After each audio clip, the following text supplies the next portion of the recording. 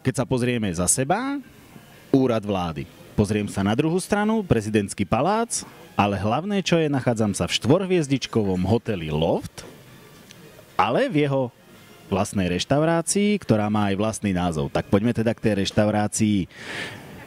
Každému človeku utkvie proste hneď 4-hviezdičkový hotel, to bude reštaurácia pre horných možno 10 000. Ale ja som sa presvedčil, že to nie je len taká pravda.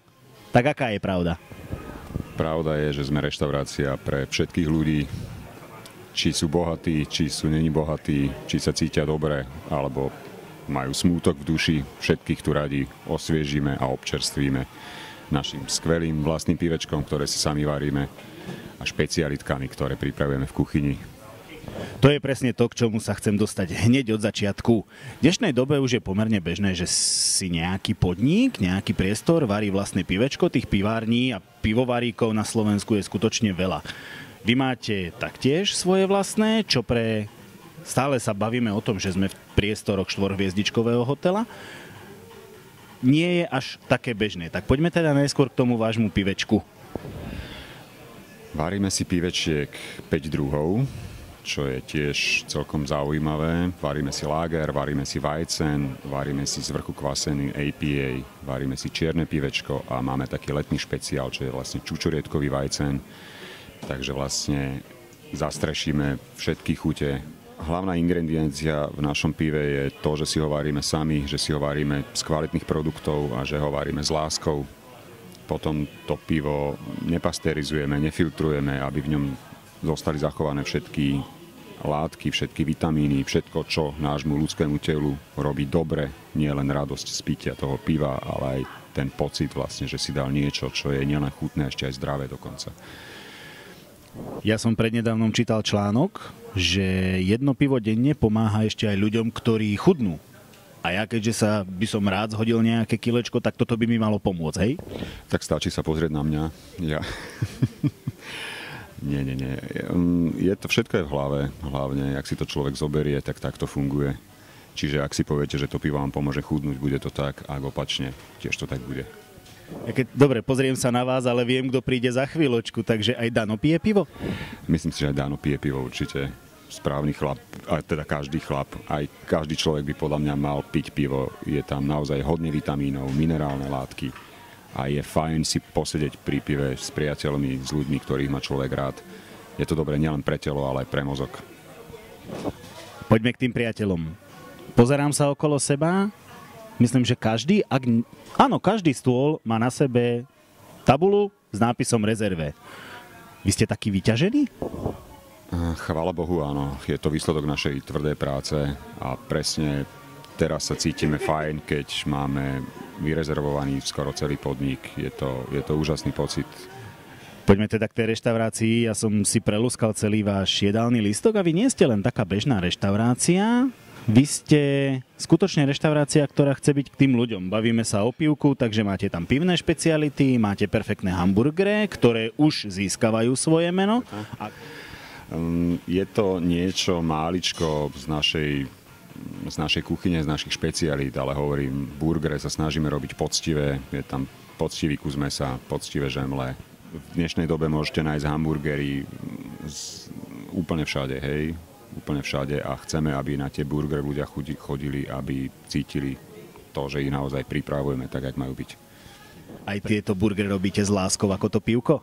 Samozrejme, všetko robíme s láskou, úplne všetko robíme s láskou, lebo to je naozaj hlavné dneska, aby v dnešnej uponáhlenej dobe ľudia pocítili kúsok gastronómie, kúsok priateľstva proste, aby sa tu hlavne cítili príjemne. O to nám ide. Čo je pre vás, ktorý burger je pre vás taký najlepší z nich? Určite je to Clubman, kde je poctivý kúsisko mäsa a všetky ostatné dobré veci. A z tohto burgeru odchádza človek naozaj spokojný, s plným bruchom a to je silný pocit.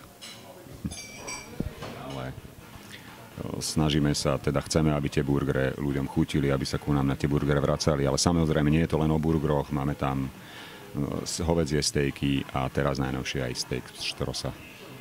Videl som tam aj špeciality k pivku. Sú tam aj špeciality k pivku, samozrejme, keďže my sme fabrika The Beer Pub, v ktorej sa pivo varí Máme tam pivný sír. Áno, to sme my. A ponúkame oriešky vlastne do sytosti. Sú na stole a keď to ľudia zjedia, prinesieme im ďalší pohár. Môžu si lúskať pivečku, teda aby to nebolo len o pive alebo o jedle, ale všetko spolu. Ja sa priznám, ja som sem dneska vstúpil prvýkrát v živote a vôbec som nemal pocit, že som v nejakom noblesnom prostredí. Skôr by som povedal, že je to prostredie skutočne pre bežných ľudí, aj pre... No, ďakujeme pekne. Možno s týmto zámerom, teda respektíve s týmto zámerom bola určite táto reštaurácia, tento pivný bar otvorený, aby bol dostupný proste pre všetkých ľudí, ktorí majú chuť na naozaj poctivé pivko, na naozaj poctivé mäso.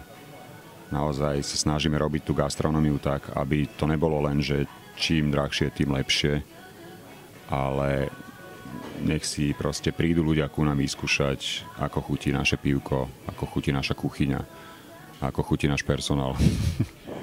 Nie každý človek holduje priamo pivečku, nie každý človek pivko obľubuje, čo v prípade, že cez tam tie dvere príde človek, ktorý nebude chcieť pivečko, ale zároveň si bude s tými priateľmi niečo chcieť vypiť. Sme pripravení aj na takúto variantu. Môžeme mu ponúknuť z viac ako 66 rumov z celého sveta. 66. Nie je to ani veľa, ani málo. Snažili sme sa povyberať také rumy, ktoré sa pijú, ktoré sú ocenené. Proste nebrali sme to všetko proste. Ale naozaj alkohol, nielen rumy, ale aj whisky, koňaky, ktoré sú populárne a ktoré získali mnohé ocenenia vo svete. A toto sme chceli priniesť aj našim ľuďom, našim zákazníkom, alebo po prípade, ak majú radi dobré vínko, tak máme viac ako 200 druhov vína. Určite si tam každý nájde to svoje. Tu máme pred sebou jedálny lístok, ktorého súčasť je samozrejme aj nápojová časť, kde sa tam zmestilo tých 66 druhov a na Slovensku celkom obľúbené číslo. Neplánujete ešte o 3 zvýšiť? 69 si každý necháme na doma, aby sme boli všetci šťastní, ale tých 66 rumov, ktoré máme, sa nás zmestilo do tohto malého štvorčeka. Vlastne je to QR kód, ktorý v dnešnej dobe chytrých telefónov si stačí stiahnuť aplikáciu a dostanete sa k našej komplet ponuke buď vína alebo rumu, aby sme to teda nemuseli v prípade nejakej zmeny meniť komplet jedálny lístok alebo nápojový. Vidím tu vodky, whisky, vidím tu spišskú borovičku, parádička. A čo tie vína? Aké druhy? Od koho? Druhy sú takisto biele, červené, ružové, zo Slovenska, zo zahraničia, z rôznych kontinentov. Je tu Austrália, Nový Zéland, Francúzsko, Španielsko, Slovensko, Čechy, Morava. Samozrejme, nie sme určení len pre niektorých ľudí, ale naozaj pre všetkých, ktorí si ku nám nájdu cestu. Ak prídu autom, môžu využiť služby bezplatného parkovania na 2 hodiny. Pre šoferov tu máme aj nealkoholické drinky, napríklad aj čapované pivečko máme nealkoholické. Jeden druh teda. To parkovanie myslíte toto podzemné? Podzemné parkovisko je 2 hodiny pre každého návštevníka zadarmo. Viac menej každý vie, že táto ulica je vždy zaprataná, vždy plná. Takže podzemné parkovisko je ďalší z tých benefitov pre klientov, hej? Presne tak, presne tak. Kto príde autom, nemá inú možnosť, hovorím, dá sa tu zaparkovať, nechať si auto v garáži. 2 hodiny je na náš účet a potom, keď sa mu zapáči, tak sú to nejaké 2 eurá na hodinu.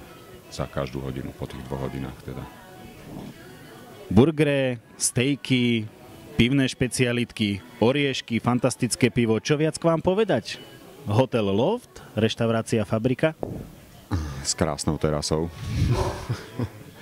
S krásnou terasou, ktorej jedna časť už je teda zastrešená. Tak sa budeme snažiť urobiť, aby sa tu hlavne ľudia cítili veľmi pohodlne, veľmi komfortne a veľmi príjemne. Aby tí, čo sú spokojní, to povedali ďalej a proste prišli ku nám aj na budúce. To je pre najlepšia reklama. A to je to, čo sme sa bavili. Najlepšia reklama je dobrá povesť. Ja vám veľmi pekne ďakujem za týchto pár viet.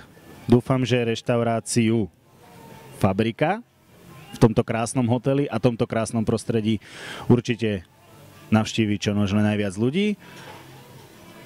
A veľa zdravia, veľa šťastia. Ďakujem.